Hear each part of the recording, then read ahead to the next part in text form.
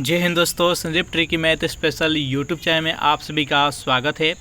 Bihar police constable नई भर्ती 2023 जिसमें टोटल पोस्ट है 21,391। इस पोस्ट के लिए बिहार पुलिस कांस्टेबल का क्वेश्चन बैंक देख रहे हैं, यानी बिहार पुलिस कांस्टेबल में जितने भी प्रीवियस ईयर में एग्ज़ाम हुआ है सभी का बारी बारी से डिस्कशन कर रहे हैं। इस वीडियो में हम 25 नवंबर 2018 को जो बिहार पुलिस कांस्टेबल का एग्ज़ाम हुआ था उसका पेपर सोल्यूशन देखेंगे, तो इस वीडियो को अंत तक देखिएगा। वीडियो स्टार्ट करते हैं और चलते हैं हम प्रश्न की तरफ। तो यहाँ पर पहला प्रश्न है आपके सामने कि किसके परिणाम स्वरूप 5वीं शताब्दी में गुप्त साम्राज्य का पतन हुआ? चालुक्य से, ग्रीक के आक्रमण से, हुड़ों के आक्रमण से और पलव से। बताइए यहाँ पर एक नंबर प्रश्न का सही आंसर क्या है? तो एक नंबर प्रश्न का जो भी कैंडिडेट यहाँ पर ऑप्शन नंबर सी के साथ जा रहे हैं, हुड़ के आक्रमण से, बिल्कुल ही सही जवाब है। हुड़ के आक्रमण के परिणाम स्वरूप 5वीं शताब्दी में गुप्त साम्राज्य का पतन हो गया था। उस टाइम गुप्त सम्राट कौन था? तो गुप्त सम्राट स्कंदगुप्त थे। उस टाइम हुड़ों का आक्रमण हुआ था। नेक्स्ट यहाँ पर सेकेंड प्रश्न है आपके सामने, प्रशासन के क्षेत्र में चोल राजवंश का मुख्य योगदान है। चारों ऑप्शन देख लीजिए, जल्दी से बताइए यहाँ पर सेकेंड प्रश्न का सही आंसर क्या है? तो प्रशासन के क्षेत्र में चोल राजवंश का मुख्य योगदान एक संगठित स्थानीय स्वशासन में। इसका right answer option number D हो जाएगा। नेक्स्ट यहाँ पर तीन प्रश्न है आपके सामने, मुगल शासन काल में मनसबदारी प्रणाली का प्रवर्तन डैश द्वारा किया गया था। शाहजहाँ के द्वारा, अकबर के द्वारा, जहांगीर के द्वारा और बाबर के द्वारा। बताइए यहाँ पर तीन प्रश्न का सही आंसर क्या है? तो मुगल शासन काल में मनसबदारी प्रणाली का प्रवर्तन अकबर के द्वारा किया गया था। तो इसका राइट आंसर हो जाएगा ऑप्शन नंबर बी। मनसबदारी प्रणाली अकबर के द्वारा कब लाया गया था? तो ये 1574 ईस्वी में ये लागू किया गया था।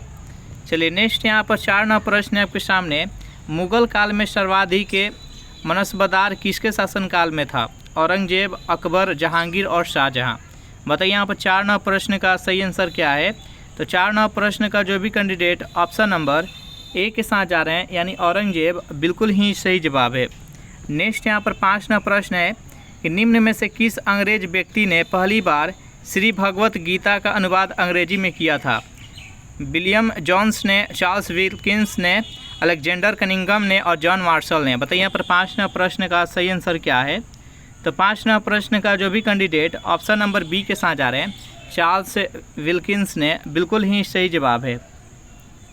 इसका राइट आंसर हो जाएगा ऑप्शन नंबर बी। नेक्स्ट यहाँ पर छः नंबर प्रश्न है आपके सामने कि फ्रंटियर गांधी किसे कहा जाता था? चित्तरंजन दास को, अब्दुल कलाम आज़ाद को, खान अब्दुल गफ्फर खान को और गोपाल कृष्ण गोखले को। बताइए यहाँ पर छः नंबर प्रश्न का सही आंसर क्या है?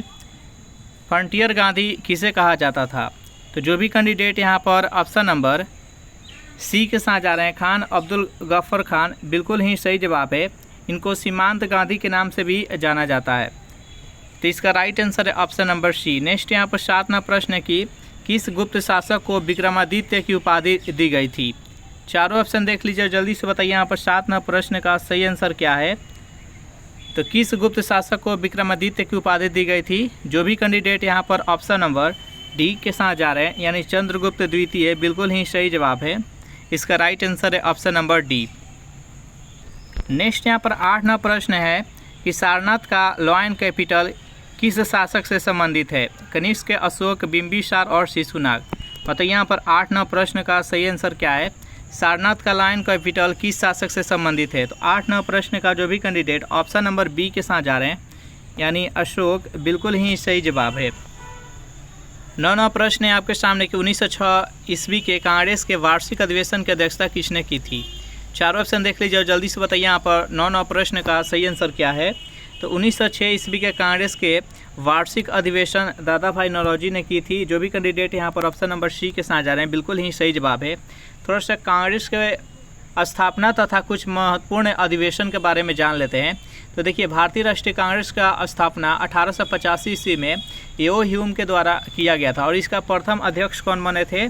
तो ब्रह्मेश चंद्र बनर्जी बने थे। उसके बाद 1907 का सूरत अधिवेशन, याद रखिएगा 1907 का जो सूरत अधिवेशन हुआ था, इसका अध्यक्षता डॉक्टर रास बिहारी बोस ने की थी और इसी टाइम कांग्रेस का विभाजन हुआ था गर्म दल और नरम दल में। फिर जो 1916 का लखनऊ अधिवेशन था, इसका अध्यक्षता अंबिका चरण मजूमदार किए थे और इसमें कांग्रेस से जो विभाजन हुआ था वो एक हुआ था। उसके बाद से फिर 1917 का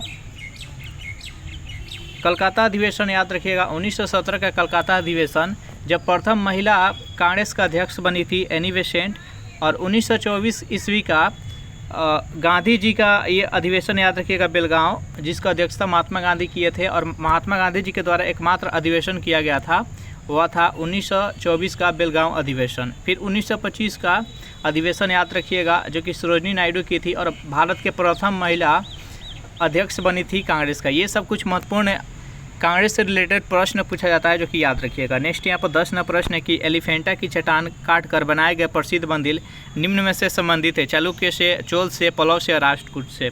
बताइए यहाँ पर 10 प्रश्न का सही आंसर क्या है। तो 10 प्रश्न का जो भी कैंडिडेट ऑप्शन नंबर डी के साथ जा रहे हैं, यानी राष्ट्रकूट, बिल्कुल ही सही जवाब है। राष्ट्रकूट वंश की स्थापना किसने की? तो राष्ट्रकूट वंश की स्थापना दंती दुर्ग ने की थी, याद रखिएगा। नेक्स्ट क्वेश्चन देखते हैं यहाँ पर 11 नंबर की प्रदीपीय भूमि का एक फैलाव होता है जो कि लगभग पूरी तरह से घिरा होता है, जल से, पहाड़ से, जंगल से, डी है इनमें से कोई नहीं। बताइए यहाँ पर 11 प्रश्न का सही आंसर क्या है। तो जो भी कैंडिडेट यहाँ पर ऑप्शन नंबर ए के साथ जा रहे हैं, जल से, बिल्कुल ही सही जवाब है। नेक्स्ट यहाँ पर 12 प्रश्न है कि दक्षिणी ध्रुव पर पहुँचने वाला प्रथम व्यक्ति कौन था। जल्दी से बताइए यहाँ पर 12 प्रश्न का सही आंसर क्या है। दक्षिणी ध्रुव पर पहुंचने वाला प्रथम व्यक्ति कौन था। तो जो भी कैंडिडेट यहाँ पर ऑप्शन नंबर बी के साथ जा रहे हैं, अमुंड सेन, बिल्कुल ही सही जवाब है। अगर पूछा जाए कि उत्तरी ध्रुव पर पहुंचने वाला प्रथम व्यक्ति कौन था, तो उत्तरी ध्रुव पर पहुंचने वाला प्रथम व्यक्ति रॉबर्ट पियरी थे। मैगेलन जो थे कि पूरे विश्व का चक्कर लगाने वाला, पूछा जाता है कि पूरे विश्व का चक्कर लगाने वाला व्यक्ति का नाम बताइए, तो सर्वप्रथम मैगेलन थे जो कि पूरे विश्व का चक्कर लगाए थे। चलिए नेक्स्ट यहाँ पर 13 प्रश्न आपके सामने, निम्नलिखित में से किस देश में यूफ्रेट्स और टिग्रिस नदियाँ बहती है? ईरान, जॉर्डन, कुवैत और इराक। बताइए यहाँ पर 13 प्रश्न का सही आंसर क्या है। तो 13 प्रश्न का जो भी कैंडिडेट ऑप्शन नंबर डी के साथ जा रहे हैं, इराक में, बिल्कुल ही सही जवाब है। इसका राइट आंसर हो जाएगा ऑप्शन नंबर डी। नेक्स्ट यहाँ पर 14 प्रश्न है कि स्वेज नहर के खुलते ही डैश और डैश के बीच समुद्री यात्रा का मार्ग छोटा हो गया। लंदन और न्यूयॉर्क के बीच, लंदन और पेरिस, लंदन और केप ऑफ गुड होप, और डी है लंदन और चेन्नई। बताइए यहाँ पर 14 प्रश्न का सही आंसर क्या है। तो 14 प्रश्न का जो भी कैंडिडेट ऑप्शन नंबर डी के साथ जा रहे हैं, लंदन और चेन्नई के बीच की दूरी छोटा हो गया, इसका राइट आंसर हो जाएगा ऑप्शन नंबर डी। नेक्स्ट यहाँ पर 15 प्रश्न है कि फॉरेस्ट रिसर्च सेंटर का मुख्यालय कहाँ है? कोलकाता में, शिमला में, हैदराबाद में और देहरादून में। बताइए यहाँ पर 15 प्रश्न का सही आंसर क्या है। तो फॉरेस्ट रिसर्च सेंटर का मुख्यालय कहाँ है? तो 15 प्रश्न का जो भी कैंडिडेट ऑप्शन नंबर डी के साथ जा रहे हैं, देहरादून, बिल्कुल ही सही जवाब है। इसका राइट आंसर है ऑप्शन नंबर डी। अगर पूछा जाए कि भारतीय सर्वेक्षण विभाग का मुख्यालय कहाँ पर है, तो देहरादून में। अगर कुछ महत्वपूर्ण जान लेते हैं संस्थान तथा उसका मुख्यालय, भारतीय मौसम विज्ञान वेधशाला का मुख्यालय कहाँ है? तो नई दिल्ली में। केंद्रीय ईंधन अनुसंधान संस्थान का मुख्यालय कहाँ पे है? तो धनबाद। मुख्य नियंत्रण सुविधा का कहाँ है? तो हासन, यानी जो कर्नाटक में है। भारतीय पेट्रोलियम अनुसंधान संस्थान का मुख्यालय कहाँ पे? तो देहरादून में। कुछ महत्वपूर्ण ये है, इसको याद रखिएगा। नेक्स्ट यहाँ पर 16 प्रश्न है कि सिंह, जिराफ, बाइसन जैसे जानवर डैश में पाए जाते हैं? पर्णपाती वन में, घास स्थल में, मरुभूमि में और शंकु वृक्षी वन में। बताइए यहाँ पर 16 प्रश्न का सही आंसर क्या है। तो 16 प्रश्न का जो भी कैंडिडेट ऑप्शन नंबर ए के साथ जा रहे हैं, पर्णपाती वन में, बिल्कुल ही सही जवाब है। नेक्स्ट यहाँ पर 17 प्रश्न है आपके सामने, इनमें से कौन सा सही नहीं है, यानी इसका बताना है कि कौन से फसल किससे संबंधित है, आपको मिलान करना है। जो नहीं मिलान है उसको आपको टिक आउट करना है। गेहूं जो कि रबी फसल है, चावल जो कि खरीफ फसल है, जौ है जो कि रबी फसल है। लेकिन यहाँ पर जो चना दिया गया है, चना खरीफ फसल दिया है, जो कि गलत है। चना एक रबी फसल के अंतर्गत आएगा, तो इसका राइट आंसर हो जाएगा ऑप्शन नंबर बी। नेक्स्ट यहाँ पर 18 प्रश्न है कि निम्नलिखित में से कौन सी कृषि विद्या इको फ्रेंडली है? चारों ऑप्शन देख लीजिए। बताइए यहाँ पर 18 प्रश्न का सही आंसर क्या है। तो 18वां प्रश्न का जो भी कैंडिडेट ऑप्शन नंबर ए के साथ जा रहे हैं ऑर्गेनिक फार्मिंग, बिल्कुल ही सही जवाब। इसका राइट आंसर है ऑप्शन नंबर ए। नेक्स्ट यहाँ पर 19वां प्रश्न है कि प्रकृति के कारणों से चट्टानों का टूटना, अनावृष्ट होना, कटा होना, निक्षेपण और डी है इनमें से कोई नहीं। बताइए यहाँ पर 19वां प्रश्न का सही आंसर क्या है। प्राकृतिक कारणों से चट्टानों का टूटना क्या कहलाता है। तो 19वां प्रश्न का जो भी कैंडिडेट ऑप्शन नंबर डी के साथ जा रहे हैं, यानी इनमें से कोई नहीं, बिल्कुल ही सही जवाब है। देखिए, प्राकृतिक कारणों से जो चट्टान टूटता है उसको क्या कहा जाता है, तो उसको अपक्षय कहा जाता है, जो कि ऑप्शन में नहीं है। इसका राइट आंसर है ऑप्शन नंबर डी, यानी ये अपक्षय के अंतर्गत आता है। नेक्स्ट यहाँ पर 20वां प्रश्न है कि निम्न में से कौन कार्बोहाइड्रेट नहीं देता है। पालक, मक्खन, चीज़ और मछली। बताइए यहाँ पर 20वां प्रश्न का सही आंसर क्या है। निम्न में से कौन कार्बोहाइड्रेट नहीं देता है। तो 20वां प्रश्न का जो भी कैंडिडेट ऑप्शन नंबर ए के साथ जा रहे हैं पालक, बिल्कुल ही सही जवाब है। पालक किसका मुख्य स्रोत है, तो पालक है जो कि आयरन का मुख्य स्रोत है, यह कार्बोहाइड्रेट नहीं देता है। तो इसका राइट आंसर है ऑप्शन नंबर ए। नेक्स्ट यहाँ पर 21वां प्रश्न है आपके सामने कि निम्नलिखित में से कौन सा आंध्र प्रदेश का एक शास्त्रीय नृत्य है। कथकली, भरतनाट्यम, उड़ीसी और कुचिपुड़ी। बताइए यहाँ पर 21वां प्रश्न का सही आंसर क्या है। यहाँ पर बताना है कि आंध्र प्रदेश का एक शास्त्रीय नृत्य कौन सा है। तो देखिए, आंध्र प्रदेश का शास्त्रीय नृत्य है जो कि कुचिपुड़ी है। आंध्र प्रदेश से ऐसा होता होगा कि अंधा, यानी कुचिपुड़ी यानी अंधेरा में है जो कि पूरी कच्चा हो गया, यानी कुचिपुड़ी से रिलेट कीजिएगा। आंध्र प्रदेश का है कुचिपुड़ी। भरतनाट्यम है जो कि तमिलनाडु का है। कथकली और मोहिनीअट्टम, कथकली और मोहिनीअट्टम दोनों का दोनों केरल का है। और यहाँ पर उड़ीसी है जो कि उड़ीसा का है। नेक्स्ट यहाँ पर 22वां प्रश्न है कि अनोखी वनस्पति और जीव जंतुओं का घर के रूप में प्रसिद्ध विश्व की सबसे बड़ी नदी योजना अमेजन निम्नलिखित में से किस देश में अवस्थित है। अर्जेंटीना, ब्राज़ील, वेनेजुएला और कोलंबिया। बताइए यहाँ पर 22वां प्रश्न का सही आंसर क्या है। तो 22वां प्रश्न का जो भी कैंडिडेट ऑप्शन नंबर बी के साथ जा रहे हैं, यानी ब्राज़ील, बिल्कुल ही सही जवाब है। इसका राइट आंसर है ऑप्शन नंबर बी। नेक्स्ट यहाँ पर 23वां प्रश्न है आपके सामने, नाटो का मुख्यालय कहाँ है। ब्रुसेल्स में, लंदन में, न्यूयॉर्क में और पेरिस में। बताइए यहाँ पर 23वां प्रश्न का सही आंसर क्या है। नाटो का मुख्यालय कहाँ पर है। तो जो भी कैंडिडेट यहाँ पर ऑप्शन नंबर ए के साथ जा रहे हैं, ब्रुसेल्स, बिल्कुल ही सही जवाब है। नाटो का स्थापना कब हुआ। तो नाटो का स्थापना 4 अप्रैल 1949 ईस्वी को हुआ। सितंबर 1922 तक नाटो में कुल कितने सदस्य हैं। तो नाटो में कुल 30 सदस्य है। और यहाँ पर जो न्यूयॉर्क दिया गया और पेरिस दिया, ये किसका मुख्यालय है। तो न्यूयॉर्क जो है ये यूनिसेफ का मुख्यालय है। याद रखिएगा, यूनिसेफ का मुख्यालय कहाँ पे है, तो न्यूयॉर्क का है। और यूनेस्को का मुख्यालय कहाँ पे है, तो पेरिस का। ये भी याद रखिएगा, नाटो का मुख्यालय ब्रुसेल्स, उसके बाद से यूनिसेफ का मुख्यालय है जो कि न्यूयॉर्क है, और यूनेस्को का मुख्यालय है जो कि पेरिस है। नेक्स्ट यहाँ पर 24वां प्रश्न है कि अंतर्राष्ट्रीय सर्व क्षमा एक मानव अधिकार समूह है। क्रोएशिया में एक शरणार्थी छावनी है। विश्व बैंक का एक खंड है और विश्व आतंकवाद से लड़ने के लिए राष्ट्र संघ का एक अभिकरण है। बताइए यहाँ पर 24वां प्रश्न का सही आंसर क्या है। तो 24वां प्रश्न का जो भी कैंडिडेट ऑप्शन नंबर ए के साथ जा रहे हैं, एक मानव अधिकार समूह है। इसका राइट आंसर हो जाएगा ऑप्शन नंबर ए। 25वां प्रश्न है कि विश्व स्वास्थ्य संगठन वर्ल्ड हेल्थ ऑर्गेनाइजेशन के अनुसार आज अधिकांश संख्या में लोग की मृत्यु किस रोग से होती है। एड्स से, तपेदिक से, मलेरिया से और इबोला से। बताइए यहाँ पर 25वां प्रश्न का सही आंसर क्या है। तो 25वां प्रश्न का जो भी कैंडिडेट ऑप्शन नंबर बी के साथ जा रहे हैं, तपेदिक से, बिल्कुल ही सही जवाब है। चलिए नेक्स्ट यहाँ पर 26वां प्रश्न है कि आर्किड भारत के कौन कौन से भाग में उगाई जाती है। उत्तरी मैदान में, पश्चिमी क्षेत्र में, गीले क्षेत्र में और ठंडे और घाटी क्षेत्र में। बताइए यहाँ पर 26वां प्रश्न का सही आंसर क्या है। आर्किड भारत के कौन कौन से क्षेत्र में उगाए जाते हैं। तो जो भी कैंडिडेट यहाँ पर ऑप्शन नंबर डी के साथ जा रहे हैं, ठंडे और घाटी क्षेत्र में, बिल्कुल ही सही जवाब है। नेक्स्ट यहाँ पर 27वां प्रश्न है कि सत्यजीत राय फिल्म से उसी प्रकार संबंधित है जिस प्रकार से पिकासो संबंधित है साहित्य से, नाटक से, कविता से और चित्रकारी से। बताइए यहाँ पर 27वां प्रश्न का सही आंसर क्या है। तो 27वां प्रश्न का जो भी कैंडिडेट ऑप्शन नंबर डी के साथ जा रहे हैं, चित्रकारी, बिल्कुल ही सही जवाब है। यहाँ पर सत्यजीत राय है जो कि फिल्म इंडस्ट्री से संबंधित है। उसी पर यहाँ पर जो पिकासो है यह एक चित्रकारी से संबंधित है। इसका राइट आंसर हो जाएगा ऑप्शन नंबर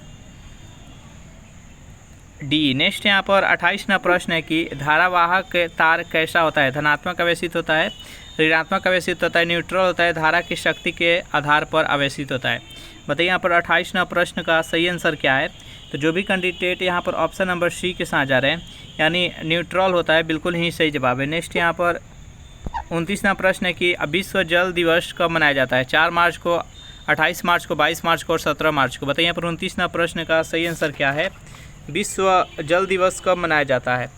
तो जो भी कैंडिडेट यहाँ पर 29वां प्रश्न का ऑप्शन नंबर सी के साथ जा रहे हैं यानी 22 मार्च को, बिल्कुल ही सही जवाब है। इसका राइट आंसर हो जाएगा option number C.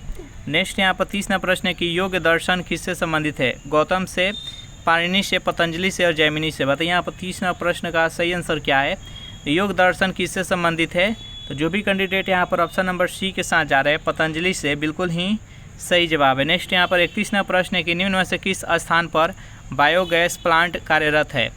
Coimbatore, Udaipur, Pusa और डी है इनमें से सभी।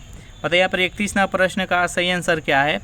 31वां प्रश्न का जो भी कैंडिडेट ऑप्शन नंबर डी के साथ जा रहे हैं यानी कोयम्बटूर, उदयपुर और पूसा, ये तीनों से संबंधित है बायोगैस प्लांट। तो इसका राइट आंसर हो जाएगा ऑप्शन नंबर डी। नेक्स्ट यहाँ पर 32वां प्रश्न है आपके सामने, कृषि पर अधिक जनसंख्या की निर्भरता किस प्रकार की अर्थव्यवस्था का लक्षण है? चारों ऑप्शन देख लीजिए। बताइए यहाँ पर 32वां प्रश्न का सही आंसर क्या है? कृषि पर अधिक जनसंख्या की निर्भरता किस प्रकार की अर्थव्यवस्था का लक्षण है? तो जो भी कैंडिडेट यहाँ पर ऑप्शन नंबर ए के साथ जा रहे हैं अल्प विकसित अर्थव्यवस्था का, बिल्कुल ही सही जवाब है।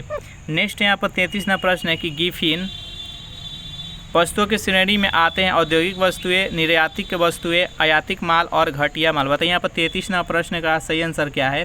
तो 33वां प्रश्न का जो भी कैंडिडेट ऑप्शन नंबर डी के साथ जा रहे हैं गिफिन वस्तुएं किस श्रेणी में आते हैं? तो घटिया माल के श्रेणी में। इसका राइट आंसर हो जाएगा ऑप्शन नंबर डी। नेक्स्ट यहाँ पर 34वां प्रश्न है कि निम्नलिखित में से क्या द्वितीयक संचय यूनिट नहीं है? रैम, डीवीडी, फ्लॉपी और चुंबकीय टेप। बताइए यहाँ पर 34वां प्रश्न का सही आंसर क्या है? निम्नलिखित में से क्या द्वितीयक संचय यूनिट नहीं है? तो 34वां प्रश्न का जो भी कैंडिडेट ऑप्शन नंबर ए के साथ जा रहे हैं रैम, बिल्कुल ही सही जवाब है। यह एक प्राथमिक संचय यूनिट है। तो इसका राइट आंसर हो जाएगा ऑप्शन नंबर ए। आप देख सकते हैं किस प्रकार से क्वेश्चन पूछे जा रहे हैं, क्वेश्चन का लेवल क्या है। 10th स्तरीय एग्जाम तो रहेगा लेकिन क्वेश्चन का लेवल इसी प्रकार रहने वाला है आपके एग्जाम में। 35वां प्रश्न है कि सरदार वल्लभ भाई इंस्टीट्यूट ऑफ टेक्सटाइल मैनेजमेंट की स्थापना कहाँ पर की गई? कोयम्बटूर में, इंदौर में, माही में और अहमदाबाद में। बताइए यहाँ पर 35वां प्रश्न का सही आंसर क्या है? तो 35वां प्रश्न का जो भी कैंडिडेट ऑप्शन नंबर ए के साथ जा रहे हैं कोयम्बटूर, बिल्कुल ही सही जवाब है। नेक्स्ट यहाँ पर 36वां प्रश्न है कि संघ लोक सेवा आयोग के सदस्य अपने इस्तीफा किसे सौंपते हैं? राष्ट्रपति को, संघ लोक सभा के अध्यक्ष को, सर्वोच्च न्यायालय के मुख्य न्यायाधीश को और प्रधानमंत्री को। बताइए यहाँ पर 36वां प्रश्न का सही आंसर क्या है? तो जो भी कैंडिडेट यहाँ पर ऑप्शन नंबर ए के साथ जा रहे हैं राष्ट्रपति को, बिल्कुल ही सही जवाब है। संघ लोक सेवा आयोग के सदस्य अपना इस्तीफा किसे सौंपते हैं? तो राष्ट्रपति को। नेक्स्ट यहाँ पर 37वां प्रश्न है कि महिलाओं के लिए राज्यसभा में पारित आरक्षण विधेयक जिसमें 33% आरक्षण का प्रावधान किया गया है का संबंध किससे? संसद से, संसद एवं विधानसभा से, न्यायपालिका से, सभी नौकरियों एवं पंचायत चुनावों में। बताइए यहाँ पर 37वां प्रश्न का सही आंसर क्या है? तो 37वां प्रश्न का जो भी कैंडिडेट ऑप्शन नंबर बी के साथ जा रहे हैं, बिल्कुल ही सही जवाब है। यह संसद तथा विधानसभा से संबंधित है। तो इसका राइट आंसर हो जाएगा ऑप्शन नंबर बी। नेक्स्ट यहाँ पर 38वां प्रश्न है कि ब्रिटिश संसद के लिए चुनाव जीतने वाले प्रथम भारतीय कौन थे? चारों ऑप्शन देख लीजिए, जल्दी से बताइए यहाँ पर 38वां प्रश्न का सही आंसर क्या है? तो ब्रिटिश संसद के लिए चुनाव जीतने वाले प्रथम भारतीय कौन थे? तो जो भी कैंडिडेट यहाँ पर ऑप्शन नंबर सी के साथ जा रहे हैं ब्रिटिश संसद के लिए प्रथम चुनाव जीतने वाले दादा भाई नौरोजी थे। तो इसका राइट आंसर हो जाएगा ऑप्शन नंबर सी। और ये कब जीते थे? तो दादा भाई नौरोजी ने 1892 ईस्वी में ब्रिटेन के आम चुनाव में लिबरल पार्टी के टिकट पर यह चुनाव जीते थे। नेक्स्ट यहाँ पर 39वां प्रश्न है कि निर्णायक मत है। चारों ऑप्शन देख लीजिए, बताइए यहाँ पर 39वां प्रश्न का सही आंसर क्या है? निर्णायक मत कब दिया जाता है और किसे कहते हैं? तो जब दोनों पक्ष सहबद्ध यानी दोनों का जो पक्ष का जो मत है वो बराबर हो जाए तो उस टाइम निर्णायक मत दिया जाता है, उसी को निर्णायक मत कहते हैं। तो इसका राइट आंसर हो जाएगा ऑप्शन नंबर डी। नेक्स्ट यहाँ पर 40वां प्रश्न है कि राज्य का समूचा प्रशासन किसके नाम से चलाया जाता है? मुख्यमंत्री, राज्यपाल, मंत्रिपरिषद और मुख्य सचिव। बताइए यहाँ पर 40वां प्रश्न का सही आंसर क्या है? तो राज्य का समूचा प्रशासन किसके नाम से चलाया जाता है? तो राज्यपाल के। जो भी कैंडिडेट यहाँ पर ऑप्शन नंबर बी के साथ जा रहे हैं, बिल्कुल ही सही जवाब है। सेशन आप लोग को अच्छा लग रहा है तो वीडियो को लाइक कर दीजिए, अपने दोस्तों के पास इसे शेयर भी कर दीजिए। 41वां प्रश्न है, मानव शरीर में सबसे प्रचुर मात्रा में पाया जाने वाला तत्व तो कौन सा है? कार्बन है, कैल्शियम है, नाइट्रोजन है, ऑक्सीजन है। बताइए यहाँ पे 41वां प्रश्न का सही आंसर क्या है? तो मानव शरीर में सबसे प्रचुर मात्रा में पाया जाने वाला तत्व कौन सा है? तो 41वां प्रश्न का जो भी कैंडिडेट ऑप्शन नंबर डी के साथ जा रहे हैं यानी ऑक्सीजन बता रहे हैं, बिल्कुल ही सही जवाब है। मानव शरीर में ऑक्सीजन है जो कि 65% पाया जाता है, याद रखिएगा 65% मात्रा है जो कि ऑक्सीजन का है। कार्बन का 18% है, कार्बन का मात्रा 18% है। हाइड्रोजन का मात्रा है जो कि 10% है और नाइट्रोजन का मात्रा कितना है? तो 3.3% है। नेक्स्ट यहाँ पर 42वां प्रश्न है कि ऊनी कपड़े सूती वस्त्रों की अपेक्षा गर्म होते हैं क्योंकि? चारों ऑप्शन देख लीजिए। बताइए यहाँ पर 42वां प्रश्न का सही आंसर क्या है? तो देखिए ऊनी कपड़े है जो कि सूती वस्त्रों की अपेक्षा गर्म होते हैं। इसका कारण है कि ताप के अच्छे रोधक होते हैं, यानी जो ऊनी वस्त्र होते हैं, ऊनी वस्त्र है जो कि जो ताप आता है उसके पास उसको अवशोषण कर लेता है, उसको बाहर नहीं जाने देता है। लेकिन सूती वस्त्र जो होता है वो उसको अपरिवर्तन कर देता है, यानी अपने से उसको बाहर निकाल देता है। इसलिए ऊनी वस्त्र सूती वस्त्र की अपेक्षा अधिक गर्म होता है। तो इसका राइट आंसर हो जाएगा ऑप्शन नंबर बी। नेक्स्ट यहाँ पर 43वां प्रश्न है कि दो समानांतर दर्पणों के बीच कितने प्रतिबिंब देखे जा सकते हैं? 2, 4, 1 और अनंत। बताइए यहाँ पर 43वां प्रश्न का सही आंसर क्या है? यहाँ पर दो समानांतर यहाँ पर दर्पण दिया गया है, तो ये दोनों एक वस्तु इसके बीच में रख दिया जाए तो इसका प्रतिबिंबों की संख्या कितना बनेगा? तो अनंत बनेगा, क्योंकि इसके बीच कोई एंगल नहीं है। एंगल रहता है तो उसका निश्चित रहता है संख्या, लेकिन दोनों अगर समानांतर खड़ा कर दिया जाए एक दूसरे को तो अनंत बनेगा। तो इसका राइट आंसर हो जाएगा ऑप्शन नंबर डी। नेक्स्ट यहाँ पर 44वां प्रश्न है कि जब किसी उदासीन धातु के गोले को धनात्मक रूप से अवशोषित कांच के छड़ के संपर्क में आवेशित किया जाए तो यह गोला इलेक्ट्रॉन गंवाएगा, इलेक्ट्रॉन प्राप्त करेगा, प्रोटॉन गंवाएगा, प्रोटॉन प्राप्त करेगा। मतलब यहाँ पर 44वां प्रश्न का सही आंसर क्या है? तो जो भी कैंडिडेट यहाँ पर ऑप्शन नंबर ए के साथ जा रहे हैं, इलेक्ट्रॉन गंवाएगा, इसका राइट आंसर हो जाएगा ऑप्शन नंबर ए। 45वां प्रश्न है कि रात्रि को आकाश में कौन सा ग्रह लाल दिखाई देता है? जल्दी से बताइए यहाँ पर 45वां प्रश्न का सही आंसर क्या है? रात्रि को आकाश में कौन सा ग्रह लाल दिखाई देता है? तो मंगल ग्रह। जो भी कैंडिडेट यहाँ पर ऑप्शन नंबर बी के साथ जा रहे हैं, बिल्कुल ही सही जवाब है। इसका राइट आंसर है ऑप्शन नंबर बी। नेक्स्ट यहाँ पर 46वां प्रश्न है कि सूर्य की किरण में कितने रंग होते हैं? जो सूर्य का प्रकाश पृथ्वी पर आता है तो उससे जो प्रकाश रहता है उसमें टोटल कितना रंग होता है? तो उसमें टोटल 7 रंग होता है। तो इसका राइट आंसर हो जाएगा ऑप्शन नंबर डी।